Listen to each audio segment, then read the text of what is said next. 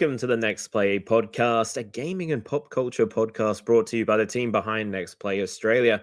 I'm your host, Jamie, and joining me today is Brad. Hello. Berto. Hello. And a very special guest from Qualbert.com. It's Ben, aka Captain Trophy Hunter. Thanks for having me back. We're very happy to have you back as well. On today's show, we will be discussing our Synduality Echo of Ada review and talking about all the juicy details that came out of the Xbox's Developer Direct that took place a few days ago. But before we kick off the show, we'd like to announce that the podcast is officially on YouTube. You can watch the show right now, and you can make sure to like, comment, and subscribe, as it really does help us all out. Send some questions down there, and we may even answer them on the podcast. All right, guys. So what have we been playing? Let's start with Brad, seeing as you're going to be talking about what you've been playing quite a bit in the podcast. Yes, and I'm going to keep it quite short and sweet because I haven't been playing anything other than my reviews. So that's it. Next. All right, nice. Ben, we'll go with you next.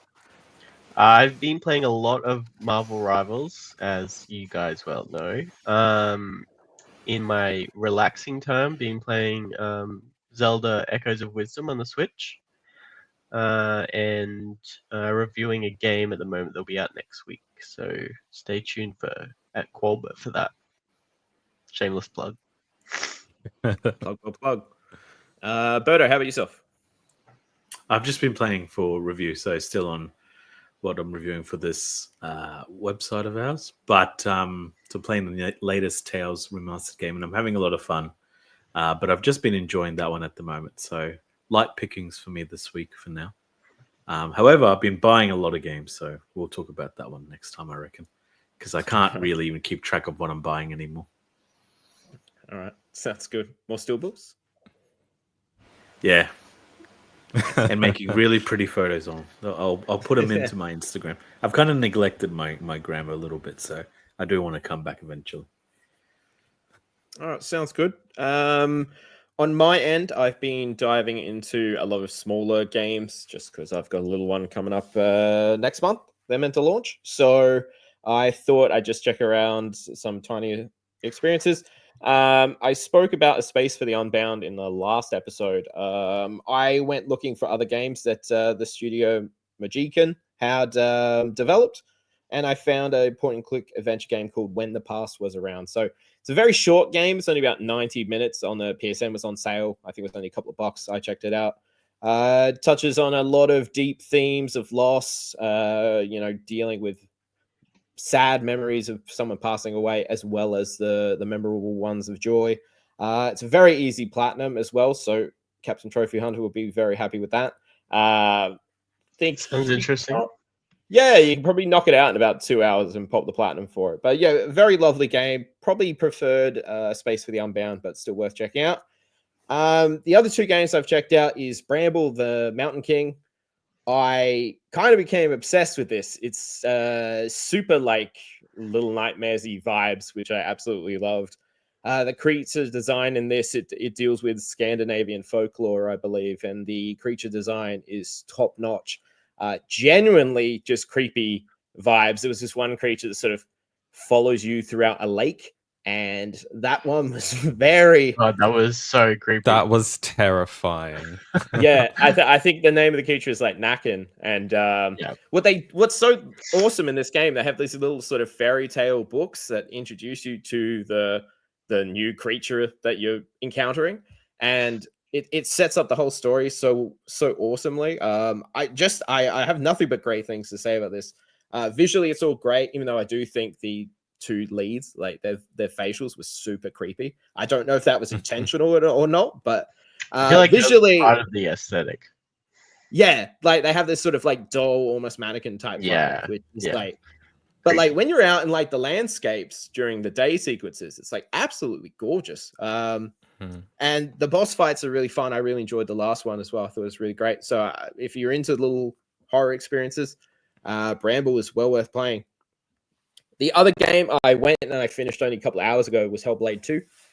Now, this is going to be I'm going to be talking about my experience with the Fire Stick. which is how I played this game. But first, Hellblade 2, I absolutely love the original.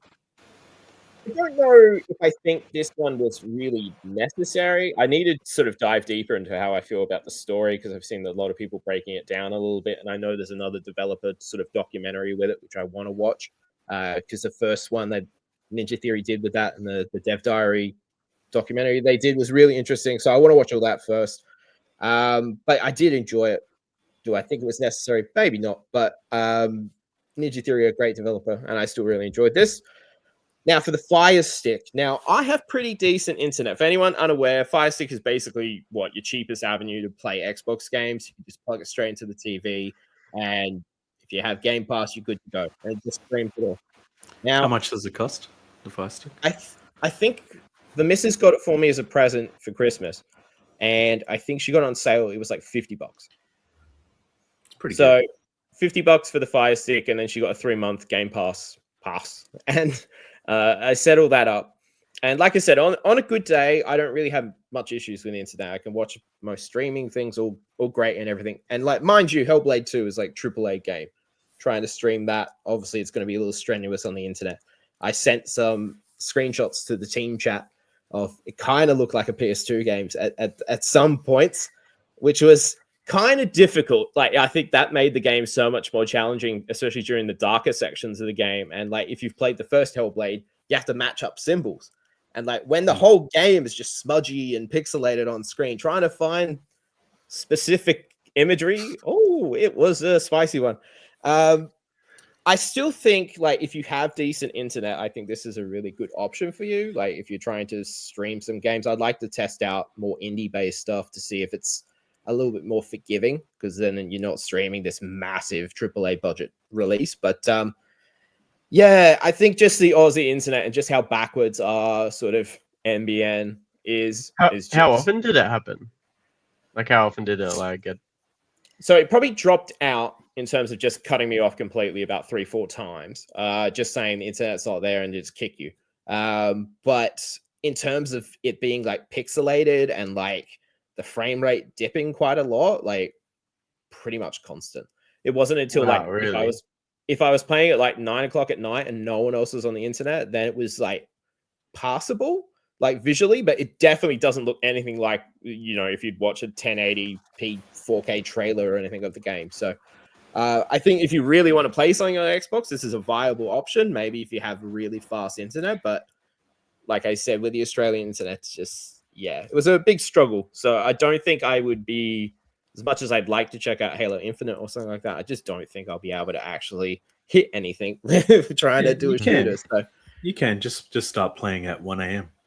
That's it. Just throw it easy and just hope for the best. Yeah. So, well, that's my thoughts on the Fire Stick. If I start trying out some more, I'll bring it up on the next podcast. But until then, we are going to pass it over to Brad. Now, you've got 2 reviews you want to talk about, I believe. Would you like to introduce your first one? Yes, so you might have heard of it. It's called Final Fantasy VII Rebirth. That's out on PC, which launched a few days ago. And thanks to Bandai Namco Australia, I've been able to check out this new version of the game. So you've all heard me talk enough about Rebirth. I'm not going to talk about the story or the mechanics or anything. But I'll just say, like, re-experiencing the opening again in such high fidelity graphics was mind-blowing. Like, I played Rebirth on PS5, PS5 Pro, and PC now, and the console version is already one of the best looking games ever made. So you can just imagine how breathtaking the visuals are with more powerful hardware. So this version of Rebirth comes with some nice upgrades, including improved lighting, 4K resolution, and 120 frames per second, more polygon and texture density, DualSense controller support, enhanced visuals and frame rates with NVIDIA DLSS, variable refresh rate, support, control rebinding, including mouse and keyboard, and best of all, it's Steam Deck verified. So if you have a Steam Deck, it should run very smoothly. So I was playing on the highest graphics settings, and it does stumble here and there, but I don't think I've ever played a PC game on very high settings that it doesn't do that. But as long as I'm not like running anything major in the background like Photoshop or Spotify, it usually stays stable at 120 frames per second. I did try out the medium graphics setting, and I would say it looks on par or maybe just a smidge above the PS5 Pro and how it looks on that. And I'm not sure if it's like a placebo effect because I haven't actually played the game for 9 or 10 months now properly, but you can see the extra detail in the characters' faces thanks to the additional lighting and textures. And Sephiroth somehow looks even more evil than he normally does, which I don't know how they did that, but they did. Yeah, I don't have too much to add on to what I haven't already said about in the last 33 episodes of the podcast. So, yeah, I'm just excited for PC owners to finally experience the second part of this trilogy. Any questions? Did you do all the side quests again? Hell no. No. I only played this version for like 5 or 6 hours because like how much more could I take from a game I've already played? So yeah.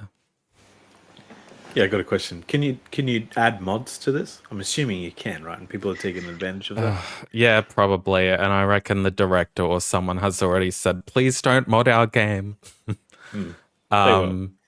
Yeah, they will. I'm sure it's going to be. What was good that? You want things, more you know? mods? That's all. What do you want me to do with Tifa? No, I was talking about mods to like help you get all your checklists and everything in order. That's what I'm talking about. I don't know what you guys are talking about. Yeah, no. Sorry for the misunderstanding. How dare you? Now I'm going to go check out the mods. Anyway. Actually, I'm just signs curious. Yeah. See ya. So it sounds like if you haven't played it and you've been waiting for it to pop on PC, dive in by the sounds. Oh, definitely. Like if you have a PC that can run this, go for it. Like honestly. But if you played the PS5 version, you probably don't need to dive back in unless you're like a really hardcore fan that just wants to play it again. Yeah. All right. So I'm going to let you introduce us to your second review because I've already butchered the name once, I believe, on the show. So you can have a crack at it. You did, yes. So this is Synduality Echo of Ada. It's a sort of action shooter, single player mech game that has some elements of anime through cutscenes and like the overall vibe of it. It's the latest game published by Bandai Namco, and it's definitely a game I would never have thought to pick up if I wasn't reviewing it. We've all had those games. So the game takes place hundreds of years into the future where humanity has fallen victim to a poisonous rain called Tears of the New Moon and is forced to live underground. A group of courageous humans called drifters utilize mechs, also known as cradle coffins, to navigate the post-apocalyptic. I can't say that word. We can't cut any of this as well, remember that. No. Post-apocalyptic world above. It's a bad time. We got that. We did. Drifters are partnered with AI companions called Magus, who assist with their survival throughout the treacherous environments. The game first sets you in a character creation screen where you can create the Magus of your dreams, and they surprisingly give you a ton of options throughout different hairstyles, skin colors, and everything in between. Looking back at it now, I feel like it was necessary to give a lot of options because despite you having a mech and that being your own physical appearance, there's not a lot of variety to like what your mech can look like. So when you see other players out on your expedition, their mechs usually look very similar to yours. It's the Magus or the AI companion that kind of differentiates yourself from other players. So back on creating the Magus, you can assign a skill set during their creation, which offers passive abilities such as displaying enemy health, forecasting weather to avoid the poisonous rain, plus other skills. And you can also own more than one Magus, so the skill set you choose isn't necessarily the only one you can utilize through your playthrough. So I guess you're all wondering what the hell is this game about? So you and your Magus must go on expeditions on the Earth's surface and gather resources to assist in preventing humanity's end.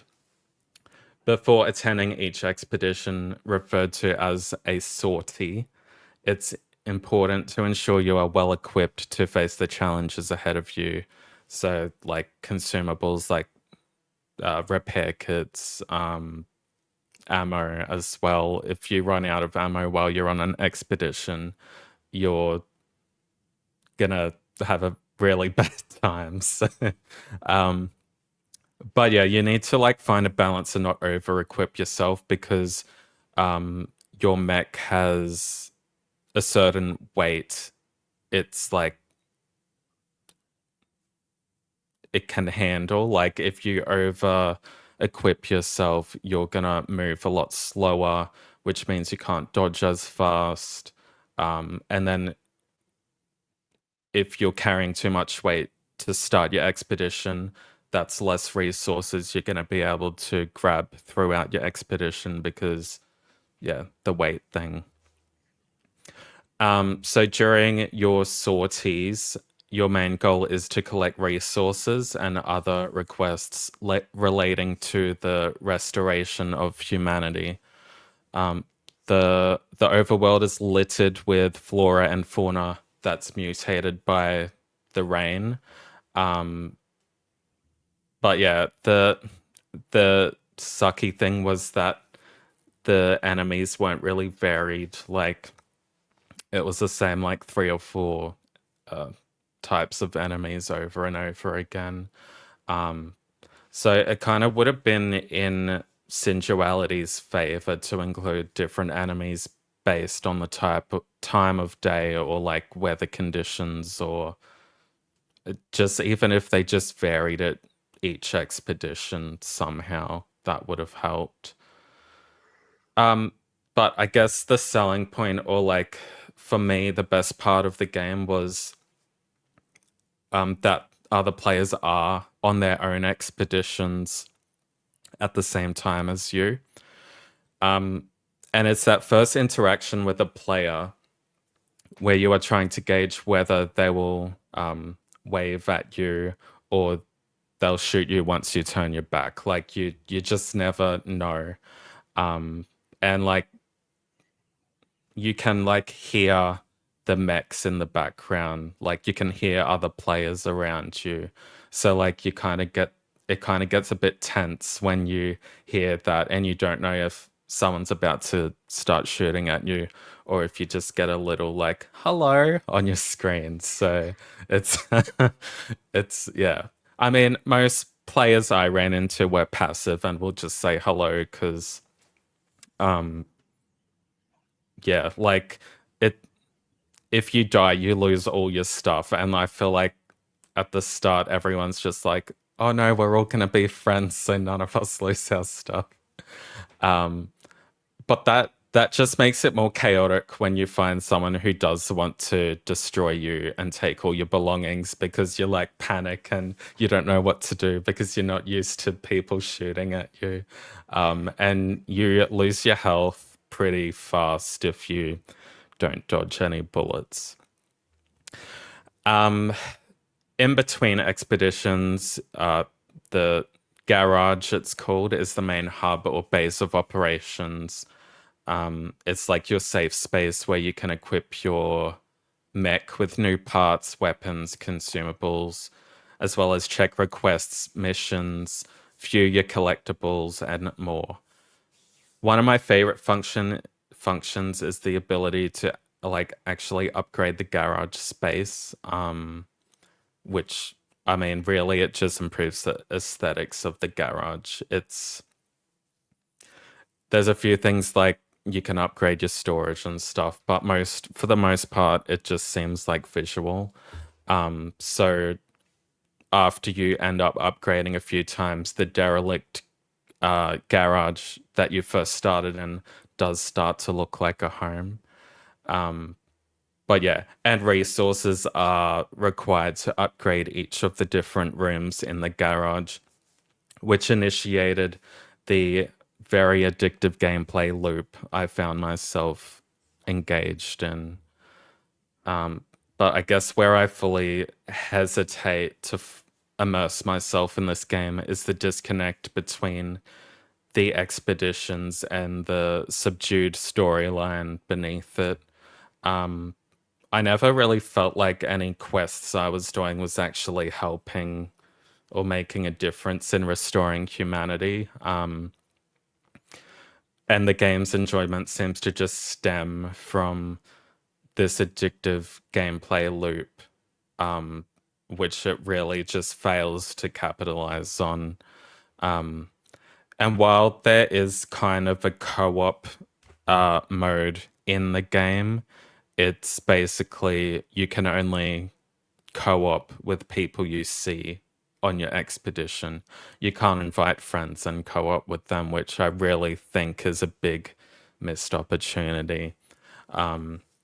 Like scavenging for resources, it like I guess that's not really meant to be fun, but like if you were doing it with a friend, it would really like uplift the experience drastically.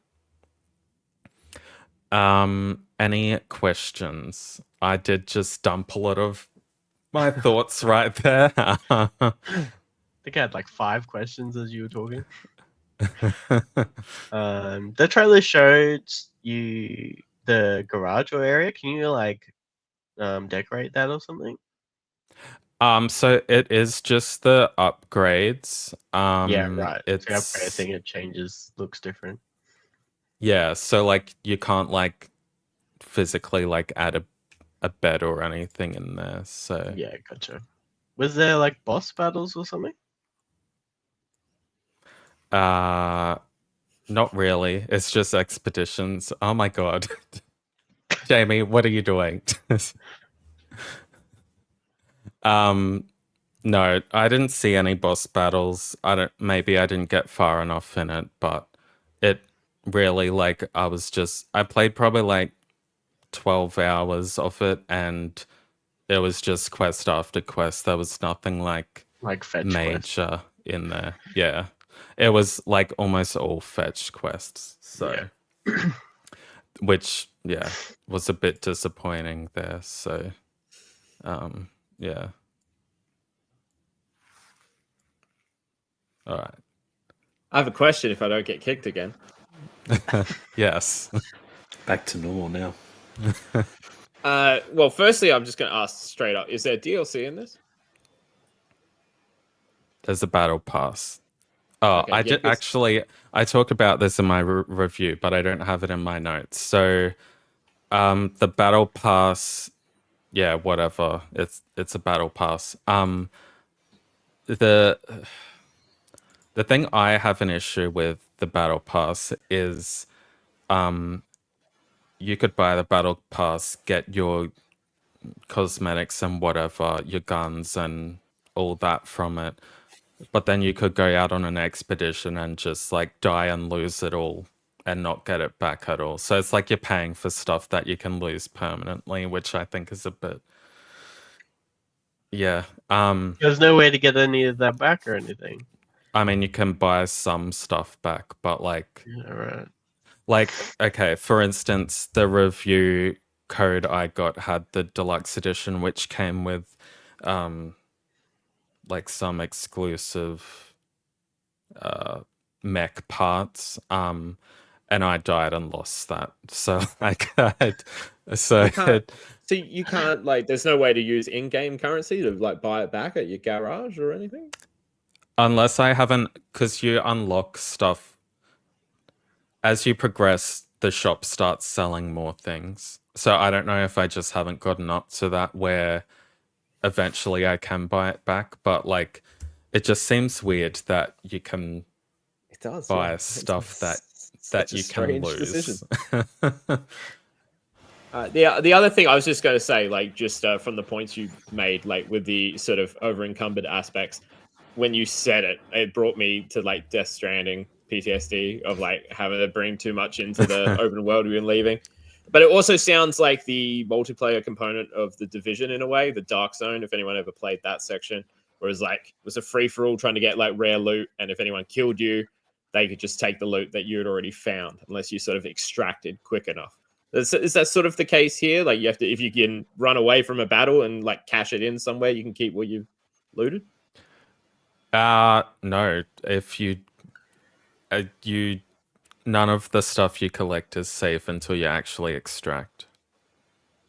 So, yeah, it was very like it's kind of like Minecraft, which, as we know from last episode, neither of you have really played. So, it's like where you're out in the middle of the nowhere, and then you die, and then you're too far to get your stuff back, and it's just like you lose everything, and it's just literally the end of the world. So that's how it felt. Okay, yeah, so it seems very harsh. I think Berto, you put your hand up for a question, didn't you? Yeah, it's just really funny how you're talking how relentlessly somewhat difficult it may sound, and yet in the trailer you got them like dancing and boogieing, and it's like, what? It just looks like a cozy-ish type game at the same time. Is that true? I Like saw the trailer, like before I started playing this, I looked up the trailer and I was like, I don't know if I'm gonna like this game because it's like might be like too anime-ish or like, Yeah, do you know what I mean? Like I know exactly what you like mean. I love You're playing a anime, Tales game. so like that wasn't gonna be an issue. But like I was like, it's a mech game, but like it's very chibi, kawaii, etc. But when I got into the game, like it was really just the cutscenes, and then like your Magus is very like charming and very like straight out of an anime, but like literally nothing else resembles like that kind of the vibe that you get from the trailer. So that surprised me a little bit. Yeah. It does Sounds like an very odd interesting. mixture of things. Yeah, It sounds like is. it's trying everything all at once. It is. I feel like it was like it's like trying to be a mech game, but like also trying to like have that thing that like differentiates itself from other like extraction games. So it like it's not like I had fun with it. But yeah, I just think it's missed the mark. Like maybe the story feels a bit tacked on and without that it really is just continuously going out to get resources. Which I had, like, honestly though, I did like the game, as I've said, the gameplay loop is addicting. Like, there were times I was like, oh yeah, I might just play this for an hour, and then I played it for like 3.5 hours because I just kept going out and collecting resources to upgrade my base. So it will appeal to the right type of people. Fair enough. So, what score did you give it in the end? I have already forgotten, but I'm pretty sure it was 6.5. Right, Yeah, I easy. think it was 6.5. Did you give a score to the Final Fantasy VII PC port, or is it just sort of on the previous score, same as before? I think it's just going to be the same as before. I'm gonna guess 10. Yeah, because like I haven't really experienced any issues. Yeah. That like that the PC version has that the PS5 doesn't. So yeah. Alrighty, well, thank you very much for those two. I think the weirdest thing from Synduality that you were talking about is just not the ability to invite friends. I think that would have been like such a good game that you could just lose hours to with a friend, just doing side missions and collecting things. So they actually, we did get 2 codes for this, and then like I gave one to my friend. So we were like playing, like not together, but like on the headset in a party chat, being like, "Oh yeah, what are you doing?" Blah blah blah. But it just, so like we were like waiting for the moment we could do co-op, and then we realized we couldn't, which was weird. Like, why did we get 2 codes if there was no co-op? And we even tried to like go on an expedition at the same time to see if it would like just randomly put us in the lobby together, but no, that, I don't know. It's weird. I think I did read when I was searching for if it had co-op, I was like Googling it, and I think the director said that co-op would ruin the game or something. So I don't know if he knows what he's talking about. So I mean, I guess you wouldn't want people teaming up against, yeah, get, but like, I 2 did people have teaming that up. one happen to me once though. So I Really? don't really, yeah. So I don't know what the point is, but yeah, I don't know.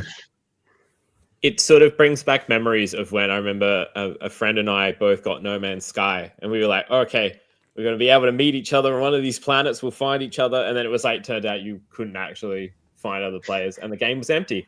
Anyways, now we're going to transition to the news, which is also presented by Brad. News! Yes. So Xbox has, I think I say that every time you do that. Xbox, yeah. Xbox had its annual developer direct a few days ago and brought us a pretty generous look into what we can expect for the first half of the year from Xbox. So let's talk about the games and announcements, starting with Ninja Gaiden 4. So this was the mystery game that was kind of teased the week before by Xbox. The game is being developed by Team Ninja and Platinum Games and is the first Ninja Gaiden game in over 10 years. The game is set in Tokyo, which is devastated by the reign of dark rot caused by the Dark Dragon. It introduces a new protagonist called Yakumo, but fans of the series do not fear returning to be his rival is Ninja Gaiden staple Ryu Hayabusa. Both characters will be playable and offer different combat styles and techniques. And with Yakumo and Ryu being from rival clans, there is some expectation for there to be some sword fighting between the two. Ninja Gaiden 4 will release in spring this year. So, Berto, I think you are a fan of Ninja Gaiden, so I'll go straight to you first. What is your thoughts on the series and I guess finally having a new entry? Yeah, it's good. Obviously, I love it. I didn't expect this mystery game. It's not Banjo Kazooie, is it, Jamie? It's not Final Fantasy 9 either. I forget what I said. I did not expect this one. In fact, yeah, it caught me completely off guard. It does have a huge cult following. I love Ninja Gaiden series. It's exceptionally difficult. And it was one of the main pioneers in that like old school Devil May Cry type gameplay. I don't know how to really put it, where it's just fast, frenetic, and bloody, and just a lot of fun, right? Obviously happy with Ryu returning or being part of it because he's obviously like the main character. It's like having a Mario game without Mario. But yeah, really happy that this game is coming back for a new generation that do want to check it out. It's definitely worth it. The gameplay is like top notch. You're not going to get the greatest story of all time, but the way it plays is amazing. And Platinum Games is an awesome developer. They've done some fantastic video games. Yeah. They did Bayonetta, right? I think so, yeah. Yeah. Okay. Ben, have you ever played a Ninja Gaiden game? I actually haven't, but when I saw this trailer, I was like, might be time for me to dive into this series. It looks very good, fast-paced action. I do love a good sword battle. But I was just gonna ask, but like, what makes it hard? Is it like Souls-like, or is it like the combat difficulty is like harder, like almost like Sekiro, or I guess it's relative, right? So back then it was less forgiving because it was difficult in general. So it's not Souls like in the sense of like trying to be a Souls game or anything like that. It's just it you need to learn and understand its intricacies in how it's controlled. You can't just mash it. Although you'll get far, you need to actually understand it. Yeah. So I don't know how else to really properly explain it. It's just a very yeah, no, that makes sense. if put up's a fight and then you got to fight it back. Yeah, So it's not a mashing game. no, it looks like it. Like you could make it Yeah. look fun or whatever, but no. And it's not like a Souls game where it's dumb. But yeah, it's not like that. Yeah. If that makes sense. Yeah, so it's more like a linear action game. Yeah, it's like stages and levels usually. Yeah. Okay. I have Right, a story about Ninja Gaiden that I'll get to in the next segment. But Jamie, what did you think of the trailer and I guess the announcement overall? So I have played Ninja Gaiden 3 Razor's Edge, I believe, which was the remaster of Ninja Gaiden 3. That game wasn't received too well. I think I checked the Metacritic for that one. It was only around like 58. Can't remember what score I gave it in the end, but following what Berto was saying, it's sort of it expects a lot from the player. Like if you're playing on the standard difficulty, it will throw a lot of enemies with a lot of different sort of variations at you, and it expects you to know how to play the game. That's what I would say. If you're playing the standard difficulty with Razor's Edge, at least there was a sort of easier mode, sort of allowing you to still get through the game without being murdered way too much. So unsure if they're going to also sort of add a sort of more accessible option for newcomers to the series.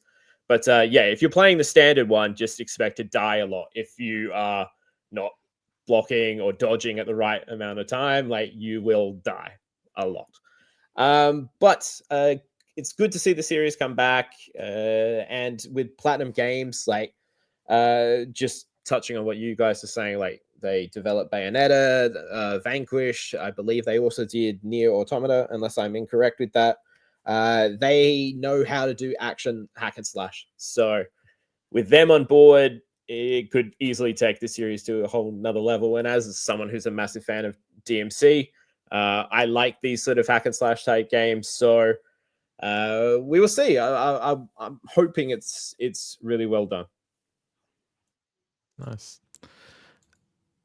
So after their announcement of Ninja Gaiden 4, Team Ninja stealth dropped a new trailer and release announcement for a remaster of Ninja Gaiden 2, and it's called Ninja Gaiden 2 Black. The game is out now on PS5, Xbox Series XS, and on Game Pass. Berto, have you played the original game? I feel like I have, and I think this was probably on the Xbox. I feel like it was many years ago now. Yeah, I want to say that it was only released on Xbox, the original. So Yeah, and I wouldn't say that I played enough of it, but man, it got a lot of it had a lot of success from memory.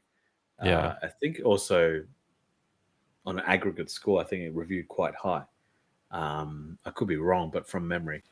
But no, I'm really excited to check this one out. Like I said, I think this is the better one than the one that Jamie was talking about of that one being remastered. But no, my memory is very hazy, but I feel like I did, and I feel like it was great from memory. Do you think it was like smart of them to release this to kind of reintroduce the series to potentially new fans ahead of Ninja Gaiden 4? Yeah, definitely. I think what they should have done probably is make them all available if possible, and probably even create a little bit more noise around that. I know was it the Game Awards that they did the trailer for the 2D Ninja Gaiden game as well. So I see what they're trying to do. Probably they have a little like I guess runway of like marketing and game releases in order to capitalize on this opportunity. I think they did the right thing, probably by re-releasing their strongest game. Yeah, the more people that play, the better. But again, I don't see much fanfare. And the biggest problem right now with Xbox is they're not getting excited for these games, especially Japanese games. I don't feel like Xbox gamers get really behind it unless it's Master Chief with a sword or something. So I downloaded Ninja Gaiden 2 Black on my Xbox. And I played it for 5 seconds and I was like, nah, this isn't for me. So I turned it off. How many I times was did like, you die? once.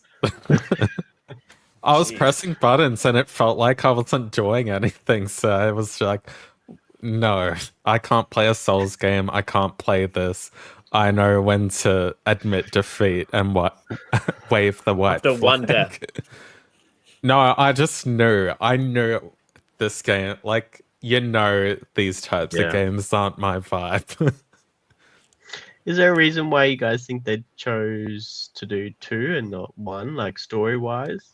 I'm not across any of it, so obviously have no idea, but... Well, I feel like it's reception.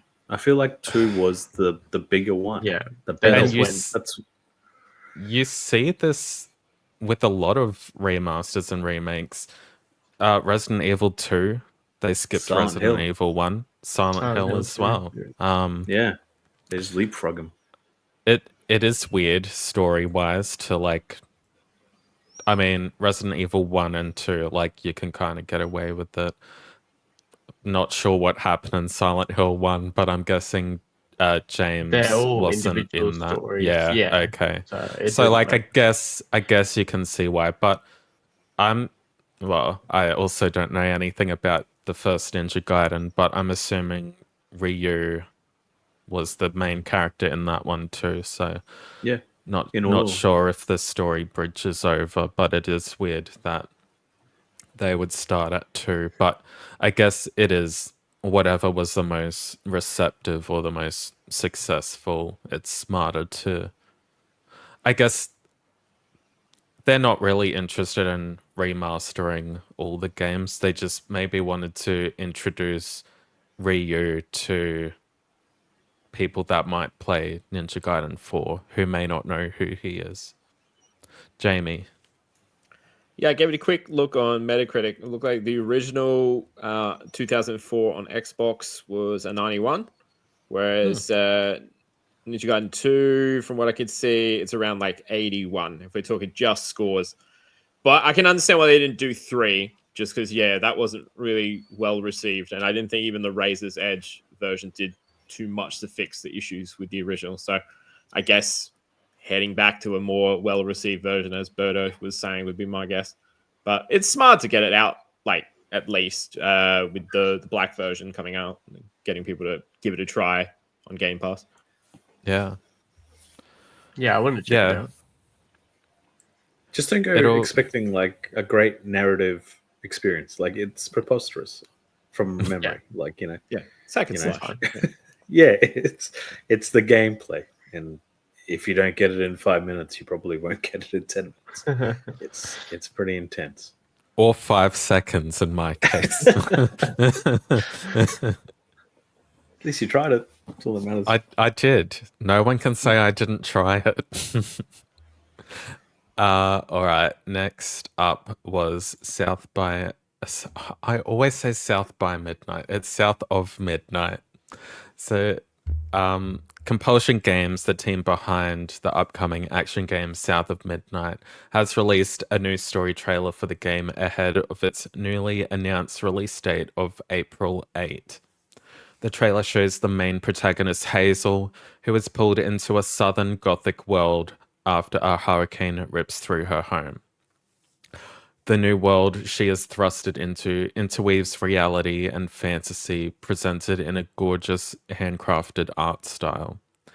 During the direct, Compulsion revealed that Hazel will explore multiple regions throughout the game, each ruled by a mythical creature who was once human.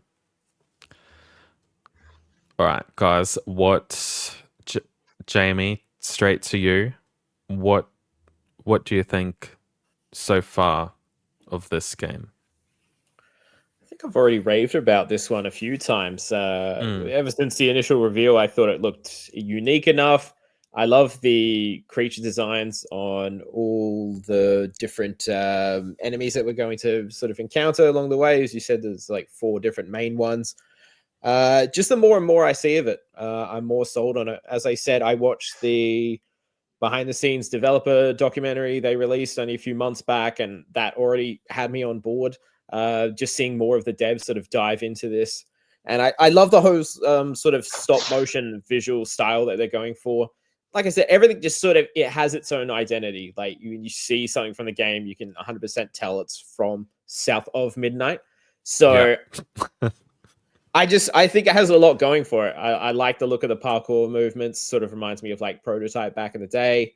And the different sort of weaving abilities. I think she has a bunch of different weapons that she can use. Yeah, I'm sort of all on board for this one. I really hope it does well.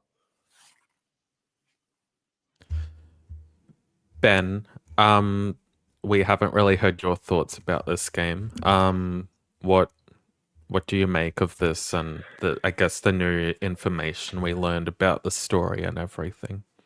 Well, I can't believe I'm going to say this, but I'm actually jealous of Xbox for this one, considering it's only exclusive in this release. It looks amazing. I like the stop motion cutscenes, and like Jamie said, the monster designs look extremely unique. Just everything. So I hope like this is a big win for them, and everyone enjoys this. So PlayStation next year, maybe. Probably. And Berto, what do you think of South of Midnight? I think we're all unanimous in our praise and love for this one. It looks great. I find it funny, the stop motion of the frame rate, especially with Jamie's story about with the Fire Stick. I can only imagine how that would play with the stop motion. It would just be utter chaos. But no, can't wait for it. And it's true. I think it's interesting to see someone who plays predominantly on the PS platform, being jealous for something like this. It's great. It's good to have that, that bit of jealousy back, I suppose. Mm. I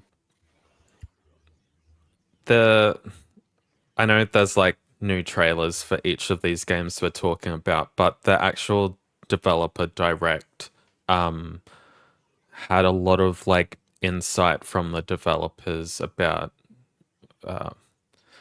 how they made the game, the choices they've I guess just there's a lot more insight into the development that I thought was very interesting. Like usually there's like boring parts of like these types of presentations, but yeah, I was completely engaged throughout the whole thing.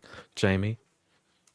Yeah, I was going to wait until the end to discuss that, but seeing as you're touching on it, as people know, I've made it quite clear that when it's these presentations or whatever, I'll watch them after. I don't bother with watching them live anymore. I'll skip through the stuff. Too much fluff, too much cringe. This was fantastic showing. It was just deep dives into 4 games. Heard from the devs themselves, extended gameplay as well. None of these CG trailers or anything. It was just showing you exactly what the game looks like. And I absolutely loved it. So more of these. Like, these are the sort of type of... I love hearing about the people, actually, the chefs in the kitchen. What they're doing, the thoughts behind it, and actually hearing that. You just don't get that sometimes because it's just an overload of so many games getting shown at once. But the fact that you could just sit down for an hour, deep dives on each entry, I thought that was fantastic. It's probably one of the best like showings. I didn't skip anything just to sort of make it clear of how much I enjoyed the damn thing. So props to Xbox for like pushing something like this where it wasn't cringe. It didn't feel like a marketing ploy. It just felt like these are 4 things we're interested in and we think you will be too. So yeah, I loved it. Yeah. Next up we have Clair Obscur Expedition 33. We got a release date of, I didn't write it down, but it's the end of April. It's April, 25th.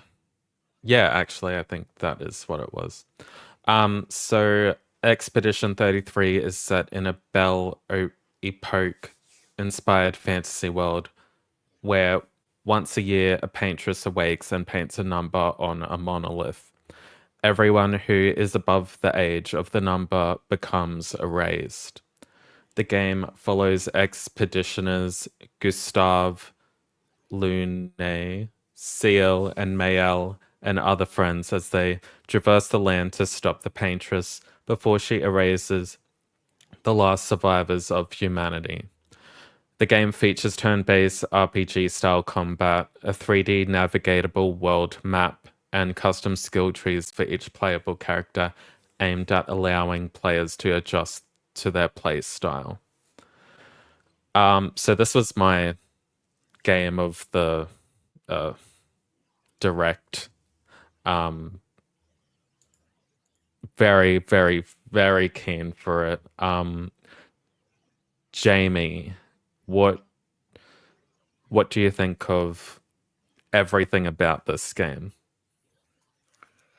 I think once again, like when this was first shown, I remember the story hooked me in right away. And then once we sort of got some of the stylish turn-based combat, I've been on board ever since. I believe this was one of the most hyped games I was for this year. And just hearing from the devs and everything, once again, just sort of reiterated that I have a lot of high hopes for this one. And I believe Charlie Cox is also one of the voices in this. I believe he's the main guy. He's Daredevil, for those that don't know.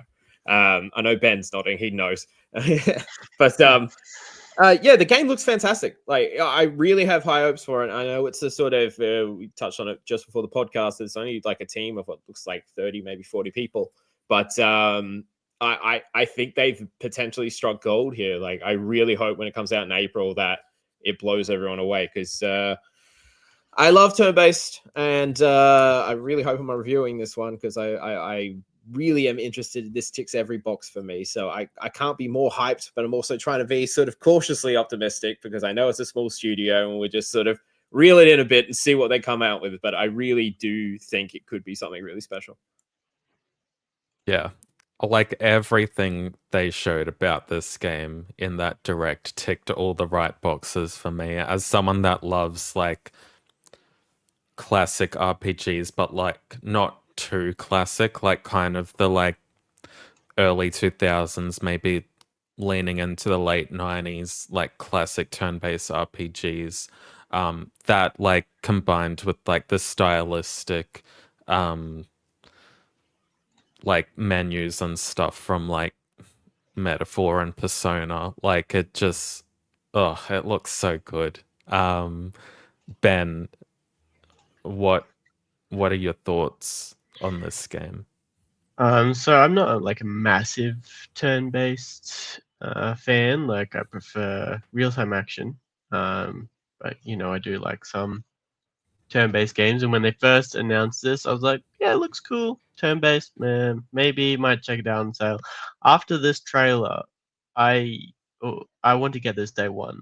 This looks incredible. Like the graphics, the story, the turn-based, but it has what do you call it? Like you have to interact with it anyway, like Yeah. to block and stuff. That's cool. So I will definitely be getting it. Although I did think the main character looked a bit like Robert Pattinson. Anyone else get that vibe? Yes, I got that vibe Massively too. so. Not a bad thing. He's Batman. I know, but like a Kmart version of Robert Pattinson. God. But I'll try to ignore that. But no, looking really good. Possibly up for Game of the Year, even if it's that good. Mm, Or yeah, RPG of the Year. yeah. Berto, do you think if this RPG like seems to I feel like the audience for it will be like just like big classic RPG fans. Do you think this will like spark the beginning of like a new RPG franchise? Because like there aren't many that like all our big hitters like Final Fantasy, Dragon Quest, Tales, they're all like 30 years old. Like we haven't really had a new RPG franchise for a very, very long time. Do you think I know it's too early to tell, but do you think this, if successful, will put a new player in the mix?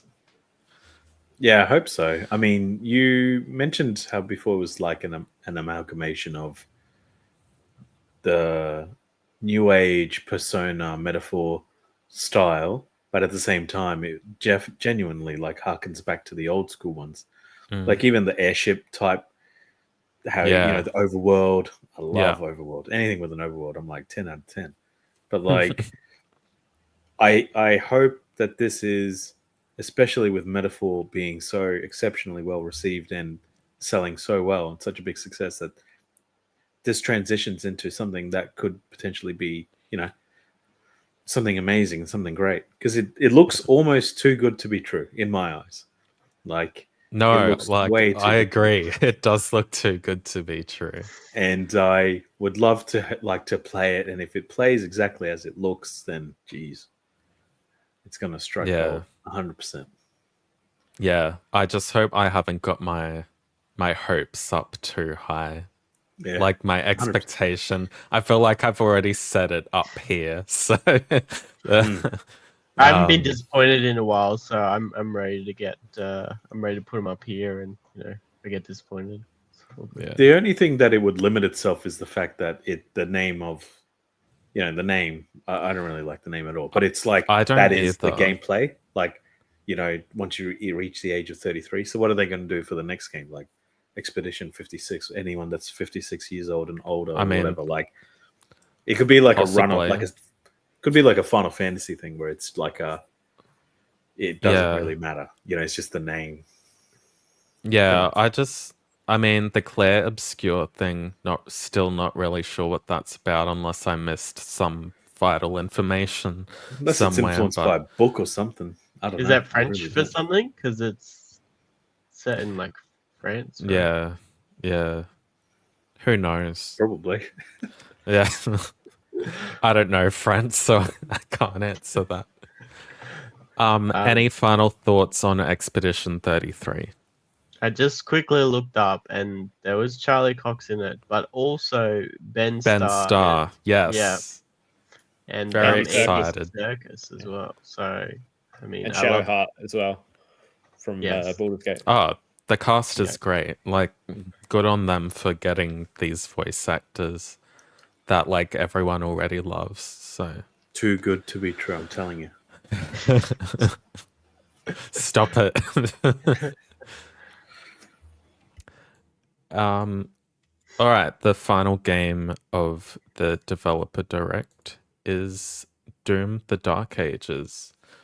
So ID Software released a brand new trailer for Doom: The Dark Ages and revealed that the game will be released in May on the 15th for PlayStation 5, Xbox Series XS, and PC. Is possibly on Game Pass too, not sure. This next entry into the iconic franchise is the prequel to Doom 2016 and Doom Eternal, and tells an epic cinematic story of the Doom Slayer's rage. Players will step into the bloodied boots of the Doom Slayer and experience the dark and sinister medieval war against hell like never before. The new trailer showcases a short but generous gameplay reel of the action you can expect from the game, including decapitations, explosions, and some very ugly enemies. Right, so I'm not really a Doom fan, so are any of you Doom fans?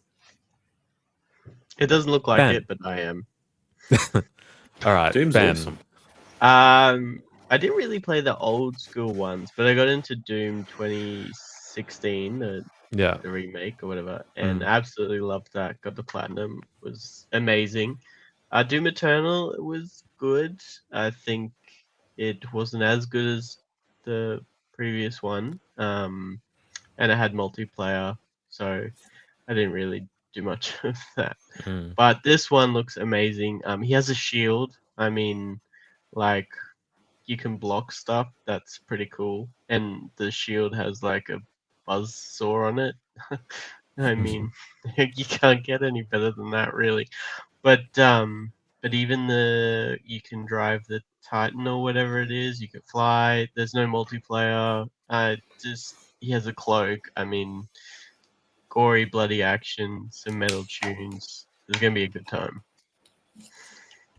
Seems like a more focused experience than what you were kind of explaining Doom Eternal was. So yeah, Doom Eternal, I feel like they tried to shake things up a bit, and they had a bit of this, bit of that.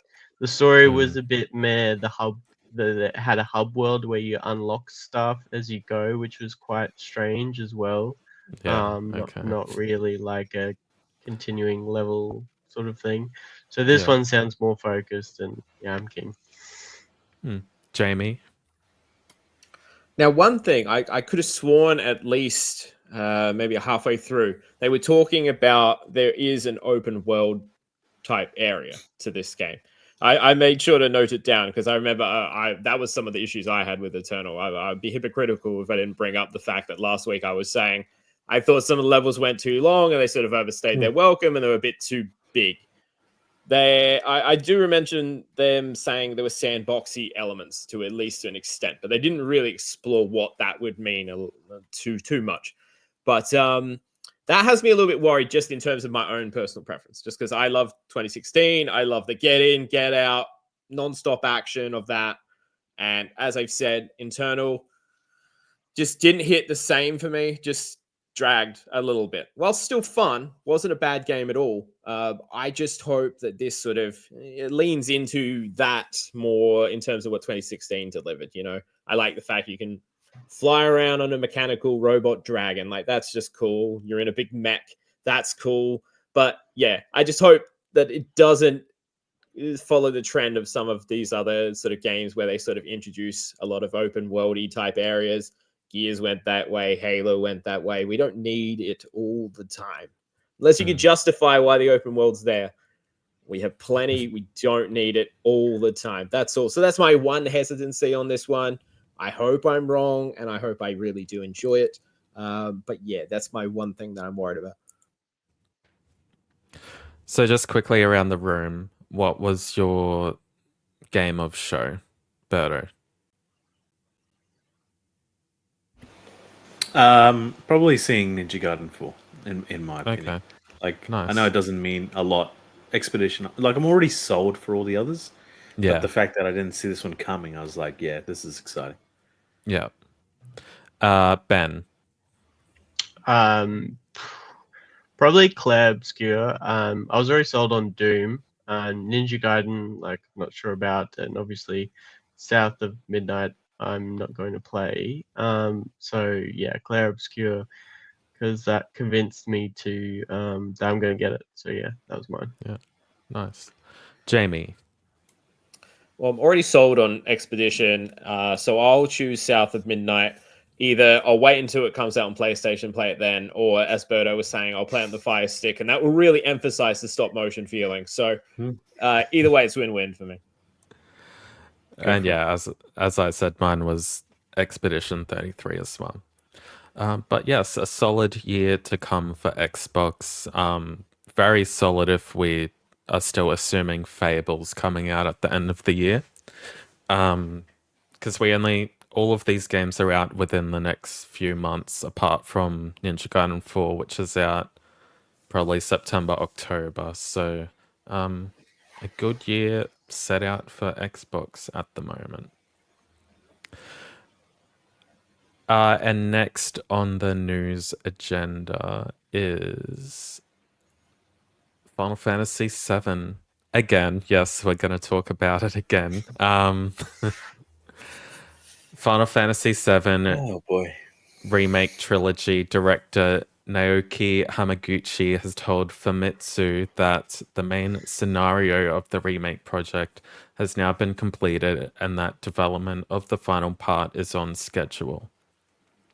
Katase said, "I'm very satisfied with it, so I'm sure the fans will be satisfied with the final chapter." There is no current release window for Final Fantasy VII Part 3. But some extra news we got in the last couple of days was they've said it's not going to be exclusive to PlayStation 6. And I think they were going to make it available to as many players as possible. So maybe it'll be coming out on Xbox too. Who knows? So we'll see. Maybe the Switch as well. So, well, the Switch too, not the normal Switch. Yeah. So, little rapid fire question for you guys. When do you think we'll see the third and final installment of the series? I think it's going to be the start of 2027. Jamie. Good question. I also find it funny when, like, of course he's going to say he's satisfied with it. Like, he's the one. He's not going to say, "Oh shit, you absolutely hate it." When do I think it will come out? You're saying early 2027. I'll say holiday 2027. Ben. Well, he said it's not going to be exclusive to the PS6, right? So the PS5 Pro just came out. Well, when do we expect the PS6? 2029? 2028? Probably. So I'm going to go... Low-key, the PlayStation 2028. 6 hasn't even been announced, so... Exactly. Like, I think 2027 is optimistic. 2028 maybe a little bit more realistic, but we'll see. What was the last game? 4 years? So, yeah, 20. So the first one came out 2020, then Rebirth was 2024. Yeah, I'll go 2028 mid-year. Berto? 2030. Oh, Yeah. please no. Let's not drag this out longer than it already has. We didn't. You got to remember, like, I've been wanting a remake, but not like this. They didn't have to go this route, and once they've committed to this route of creating 3 very big games for only one video game is insane. I think it's a Yeah. decade long. I think it's going to be a decade long thing. So if the first one was 2020, right? Then 2030. And you know them, they love being dramatic. It'll probably be something like, I don't know, like at the end of the year, 2029, like just before the year, and they could say it took a decade long, and then they'll Yeah. market it as that. So Oh, The end of a stop it. decade-long adventure. yeah, exactly. See, it writes itself. He'll create that scenario. That's a scenario he created, and he's like, yes, I'm happy with that. All right. One more question. If they were to remake another Final Fantasy after this project, what would you like it to be? And let's just set the rule as it would just be one game, not a game split across 10 other games. So, Berto, back to you. Oh, that's not fun. I would do Final Fantasy VI as a HD 2D remake. Okay.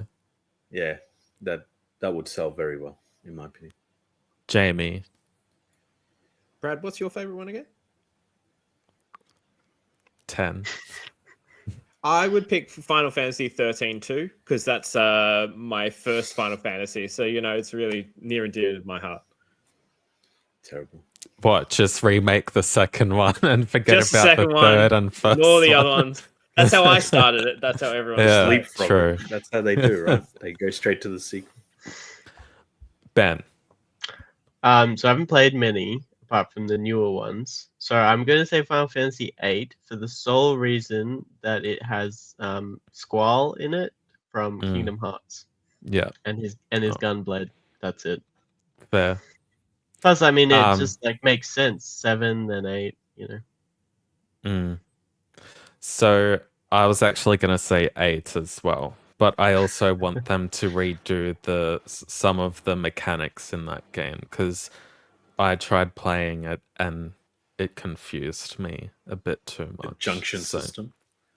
What? Yeah, and the like GF, whatever that Yeah. is. I kept reading it as girlfriend, but I know that's not what it Did is. ya? So yes, I don't think so. no. So like, because I know like I can probably go back and play Final Fantasy IX sometime this year, and I'll be fine. Like understanding how stuff works, but God, Final Fantasy VIII just I don't know. Like It's I so know easily broken, though. It a can lot- easily be manipulated. yeah. A lot of people have that as their favorite one, but like and I want to like enjoy it, but I can't right now. So yeah. And yes, I would want 10, but I'm scared they change it too much, so not 10. But like they'd have to keep turn-based for 10 cuz like of the actual turn, I don't know. They wouldn't be able to change much from 10, I think. So all right, I'll stop rambling on You'd be about Final surprised. Fantasy You'd 10. be surprised. Yeah, but I like can't imagine like Lulu like running around casting spells in live time. So it In just- real time. Yeah. yeah. And Blitzball. Imagine that. Far out. That's I would want just a standalone Blitzball game. Give it to me. It's what the people want. Speaking of what people don't want, apparently they don't want the Unknown 9 series. Rough. So Reflector Entertainment has announced that the Unknown 9 franchise has been cancelled. Reflector CEO Herward did not say that right. Said in a statement on LinkedIn that Unknown 9 Awakening didn't come near the company's expectations after numerous timeline adjustments and investments, both financially and other, and didn't warrant any further exploration in this universe.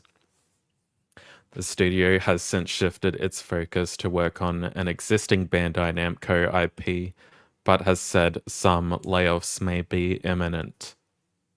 Right. I believe I might be the only one that's played this game. Ben, you haven't? No. Okay. I mean to go. Yeah.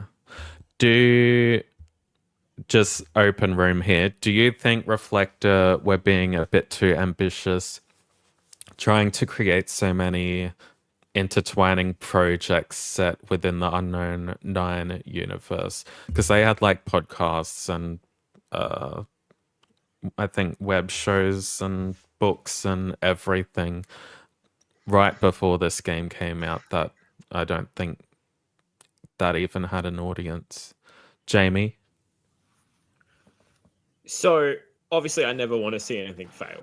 But I remember when you discussed your review, and I remember we brought up the game on previous podcasts, and we were trying to discuss that everything was like within the same universe, but not connected, and you could jump in anywhere.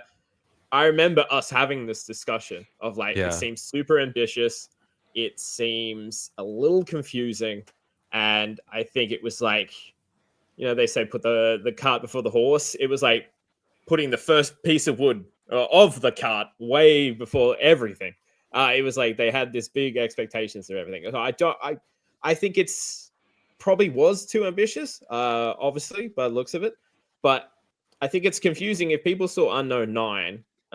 Just having a number in your title when it has nothing to do with it, I think just confuses people in general. We've seen how the normal consumers are with the Wii U. People got confused about that. So you put a 9 in there, people are just going to go, what? And only Final Fantasy can get away with that, just randomly putting a 9-2-7 or something in the title. But even when you were explaining it, I still didn't really comprehend what it was all about a little bit. That there was like all these different multimedia type elements coming together to have a series that was all interconnected, but also not at the same time that you could jump in anywhere. Seemed such a massive jump, super ambitious, and it just sounds like it just didn't work. I already saw it like quite heavily discounted, I think, in JB the other day. So obviously it's just not moving units, which is a shame because I think you overall enjoyed it, right? Yeah, I actually had fun with the game. And like it's disappointing because like the general consensus of like gamers around the world are like, we want new IPs, but then no one supports new IPs when they come out. So it's a bit frustrating in that aspect that like people will buy Skyrim like 14 times, but they won't like give a chance to something. It's hard though, because like there is a cost of living crisis, and like if people go back to Skyrim as comfort food, you know what you're going to get, and you can put so many hours into it. Whereas like I don't think this was super long either, and like a big budget. I think it was like $70-$80 at launch. So don't get me wrong, it wasn't like the 110 like some current gen games. But it's hard to justify jumping into a new IP that is getting 7s or 6s when times are hard at the moment. Like, okay, so like I enjoyed the game, but like also it wouldn't have needed anything else around it. Like if it was just that game, I would be more upset that like it's getting cancelled. Like I don't know, like just watching the trailer as I was speaking, it was like, oh yeah, I actually really did enjoy this game. So I mean, the damage is done. If you see the game on sale for like $20 or $30, which I think it has been every now and then, buy it because it's pretty good. I loved it. Any other thoughts on Unknown 9? Yeah, well, when it first came out, just before it came out, I was doing some research, and like you said, there's a trilogy of books, and at that time there was only 2 out, so kind of didn't want to get into that. There was a comic series, a web series, and they all I only found out about it because I went to their website to look up the game. Like, I Yeah. don't know why this material wasn't, It wasn't really marketed well. no. And like even in the trailer, I don't think they said anything about all this other stuff. So, like, kind of like strange. Like if they did this game and then it did well, and then they did all the other stuff and be like, "Hey, you like this game? Well, Yeah. then maybe check out all this other stuff." It's just like you said. So they did it the wrong way around, and maybe it failed because the game wasn't as good, or maybe it failed because of that. Who knows? But it is disappointing, especially because I did quite like the actress, Anya Chalotra or whatever. Yeah. Yeah, She from The was great Witcher. in it. She was like one of my favorite performances in video games last year. So Yeah. she did great. Yeah, it's a bit disappointing, but oh well. Well, the disappointment doesn't stop there, as Extremely OK Games has cancelled Earthblade. So the team behind critically acclaimed pixel platformer Celeste has announced their upcoming game, Earthblade, has been canned. Maddie Thorson, co-creator of Celeste, posted a statement titled Final Earthblade Update and said, earlier this year, a fracture began forming in the team. Specifically, this was between us, Noel and Maddie, and Pedro, a founding member of Extremely OK. Longtime friend and collaborator and art director of Earthblade and pixel UI artist on Celeste and Towerfall. The conflict centered around a disagreement about the IP rights of Celeste, which they aren't detailing publicly. And this was obviously a very difficult and heartbreaking process. We eventually reached a resolution, but both parties also agreed in the end that we should go our separate ways. The team have said they are wiping the slate clean and will refocus themselves back to smaller scale projects. Berto, you're a big Celeste fan. Yeah, man. How do you feel about this? Yeah, this is pretty weird, eh? Yeah. I just think probably they got too carried away with the success of Celeste. That they kind of forgot what the priorities were, I would say, by the looks of it, by the sounds of it. So I did cut it out of like the statement, but they did say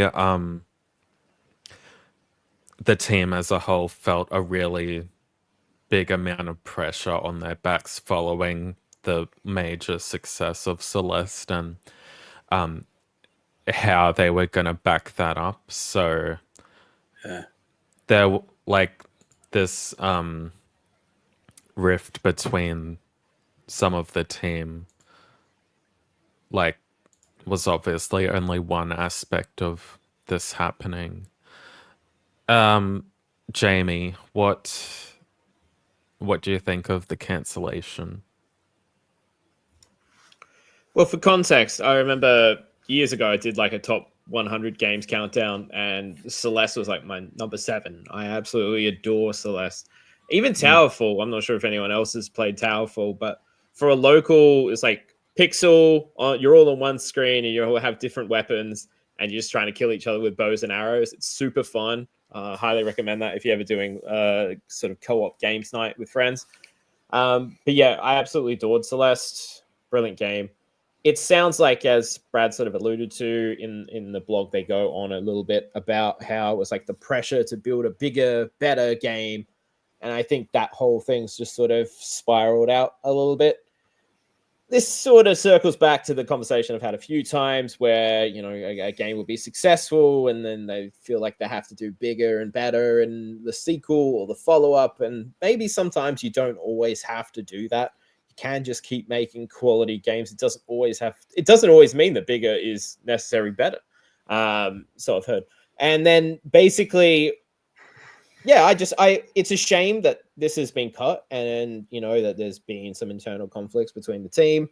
Hopefully they can sort of reassess and figure out where they want to go from here. But they do fantastic games over there, and yeah, if you haven't played Celeste, I cannot hype it up enough. It's a game amazing, I always itch to go back to because I would love to do the stupid thing and get the platinum for it, but it seems ridiculously hard. But yeah, just fantastic game. Soundtrack is incredible as well. Oh, dude, 10 out of 10 soundtrack. Honestly, 10 out of 10 everything. Yeah, it really is. Ben, have you played Celeste before? I haven't, but especially after today, it's on my list for this year. So You have to, man. You have to. Yeah. Got it. this year, my gaming goal is to play games that are critically acclaimed that I've never played, and I think I'll put Celeste on that. So, but yeah, I mean, like, you know, studios like this, you know, they kind of get too big for their bootstraps, I guess, and you know, infighting and stuff. Hopefully, they resolve whatever issues they can. I mean, it doesn't mean that, yeah, they say they're cancelled now, but I mean, that concept of the game still exists, so you never know. Never say never. Could come back, but Yeah. Celeste 2, maybe. Possibly. Yeah, it comes down the mountain. Like Death Stranding, where it makes you go up Like and Death down the bloody Stranding. thing. I don't know. No, behind the mountain, there's a bigger mountain. A bigger Oh. mountain. Another challenge. A bigger, better Representing mountain. hope. Each mountain represents some sort of personality deficiency. Yeah. Yeah. There we go. We got a Wow. whole I'd play series. it, there. Yeah. No, trust me, says- Celeste goes deep, dude. Celeste goes real deep. Okay. It's one of the I- most human games you ever play. Like, it's, I promise you guys. I'll put it on my so list. good. Well, if they're listening, hit us up. We can help you come up with some concepts by the Yeah. sounds of it. I'm sure I we can just can. rave about how much I love it. And that is finally the end of the news segment. Back to you, Jamie. Thank you very much, Brad. You did a fantastic job with all the news. Now we're heading over to the Next Play Game Corner. Each week, the winner of the previous week will quiz the other panelists using games like trivia, name the game, and more. Berto was the inaugural winner last week, so you are the quiz master for this week. And I've heard you're going to try and stump us. Me, let me get my notes up. Please hold. You did some homework. Okay, James. so yeah, I actually did. Can you believe it? I was actually panicking. No, I thought, can't. "Oh, crap. I can't wing it. I can't charm my way out of this one.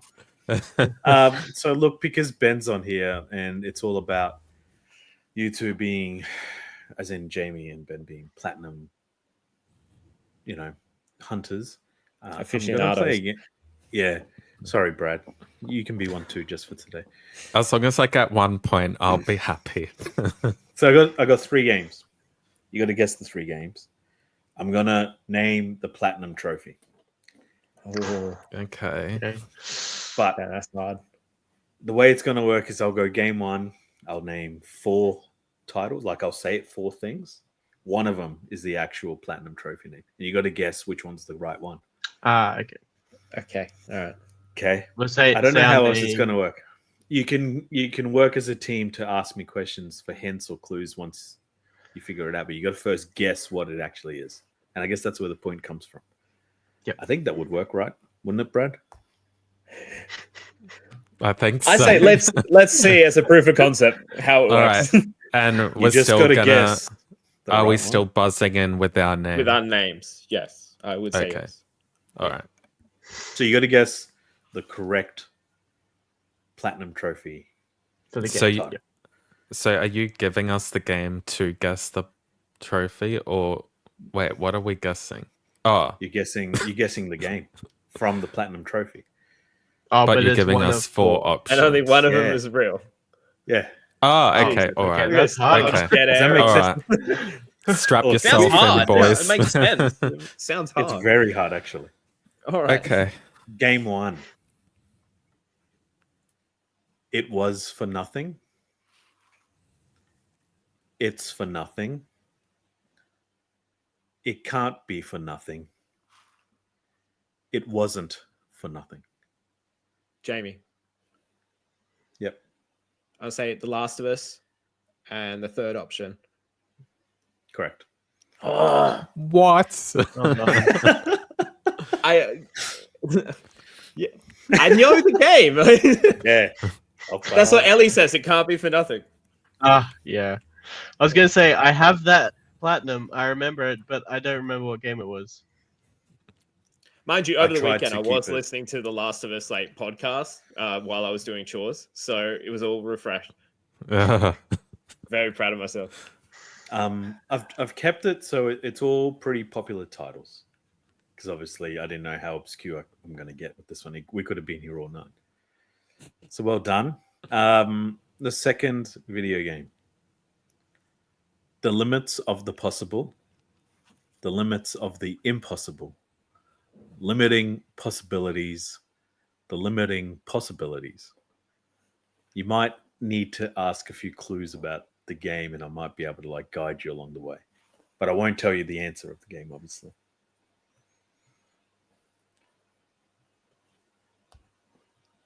The limits of the possible. Is it like a current gen? Is it a current gen game? It's been released in current gen form. It's been re-released as a current gen form.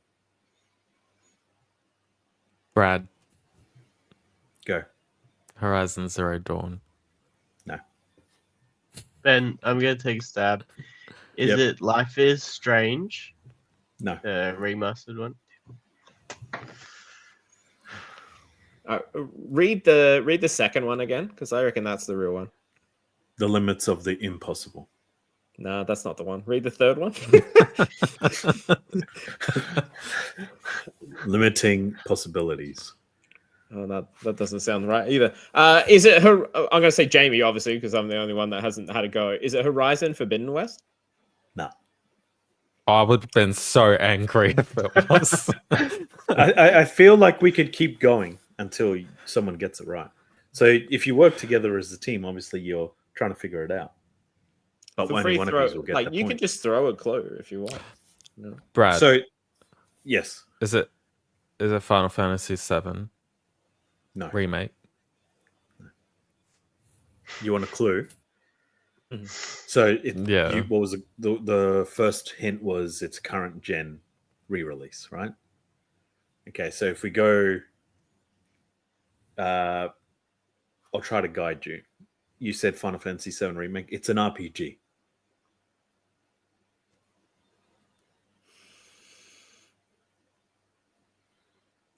This is hard.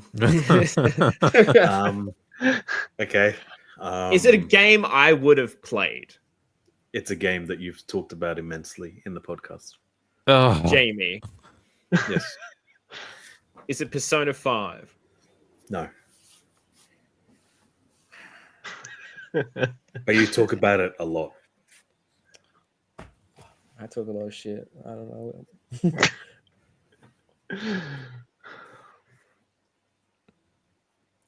I've got no idea. Okay, let me. I'm thinking I might have made it too hard. Okay, okay. I'll give you a huge clue. There's a sequel coming.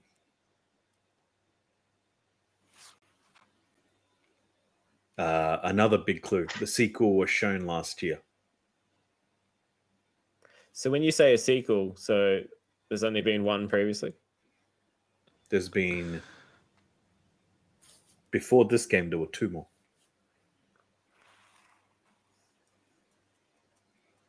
I'm lost. It's been a topic on this show. We've had 33 episodes or something. Yeah. There's Okay. a lot of topics. Let me narrow it down even more then. The sequel was shown at the Video Game Awards. Oh, I know what it is now, but I've already used my shot. Here, Brad, Ben, hurry up. Have your goes so I can go. You just may as well go again. I have no idea. Unless you can think of something, Brad. It's gonna be like Ghost one of of those. Yotei. Oh, sorry, Ghost of Tsushima. No. Go, I'm Jamie. just gonna- Show us how to is it Death Stranding? No, No, that's not an RPG. No. It's an RPG. So it's an RPG. I don't know what that is. Okay, so it's an RPG. There's been 2 released before this one. So this been is the re-released. third one. Yeah, and it's been re-released again on current platforms like PS5. Who's the developer? That'll give it away. Oh, that's not like. What's the name of it? Yeah. Okay. Can you who's give the us the developer first letter? of the what? Developer Game. or the game? Of the game. I can tell you the first letter is the. That's a Oh. word. I think at this point, no one gets a point. You give Yeah, the I answer, don't and think we so. move to the next Okay. one. Yeah, I Are agree. you ready? It's gonna be like, Mm.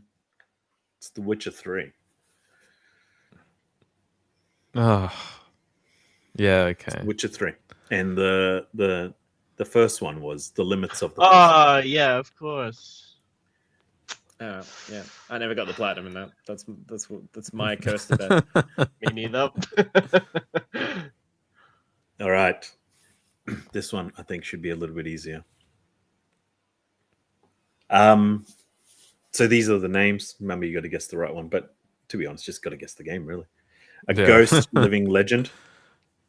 Ben, Ghost Living- Shima. I don't know which I mean, I haven't Is even it? I haven't even finished it yet. Is it? Sorry, I was just like trying to. But you have to. No, it doesn't really matter. I'd like to know if you actually would have got the right one of the All right, name them and I'll pick one. a ghost, living legend, ghosts of living legends, the living legend of the past. The fourth one. I'll say second. I think it's the fourth one. Oh wait, no, it would be one with ghost in it because you wouldn't put one with the ghost. No, I don't Oh. think that's a it's a misdirection. Maybe wrong. But it wasn't a misdirection because you got it straight away. So I just remember the living legend part. Yeah. So which one did you choose, Ben? The fourth one. And what did you choose, Brad? Fourth. And you chose the second one? Mm. Yeah, it's the second one. Jamie got it right. Whatever. But Well- the game Point, was but already I being feel named. good. Yeah, living legend. The ghost. Do you know- No, Ben was right. Ghosts was a. I just threw it away. Threw it in. It's Just the to- second- Yeah. Really? Yeah. That gave it away. Well, the No, game. I shouldn't have been that obvious. Eh? Do you know what to be sucks honest, though? it wasn't the ghost part, it was the living legend part. Because I remember Yeah. getting that platinum. We don't have a winner though, so you have to make up another one. Oh boy. Is Can I Ben make on him next another? week? Because I'll just do the homework if he's not on. Just I think give it to Jamie. He got enough questions right. In theory, Jamie did get the actual platinum trophy, right? He did. Yeah. Yeah. Twice. In theory, I did dominate. Yeah. I'm So very. do you want me to impressed do it with or give the myself points for to the first Jamie? Give the points to Jamie. As the guests, I'll give my point to Jamie. Okay, I'll just sit on 0 then. That's all right. one. That's right. You just got to get the right answers, Brad. That's all. Hey, platinum. It's hunters all have right. to stick together. I It's pretty amazing how you got the Last of Us one immediately. I That was didn't such a have the fanboy. I didn't have the questions catered to me like someone else. Thank you very much for that, Berto. That was a lot of fun. Let's just recap the scoreboard. Let's not. I'm on 3 because I earned Ben's point. Thank you, Ben. And Berto, you're still sitting on 2. Brad, you got to start getting some right, otherwise you're just going to keep sitting on 0. That was my first time. But you're the quizmaster next week. Yeah, Jamie. Oh, So yeah, you can't we'll get any see. points. Yeah. Yeah, Don't I have put to any remember Final to- Fantasy games in there. Yeah, do a Final Fantasy 10 only quiz. Just or, put- yeah, I only do obscure Final Fantasy stuff and see if you Or actually get it right, Unicorn Brad. Okay. Overlord and just give Berto all the points.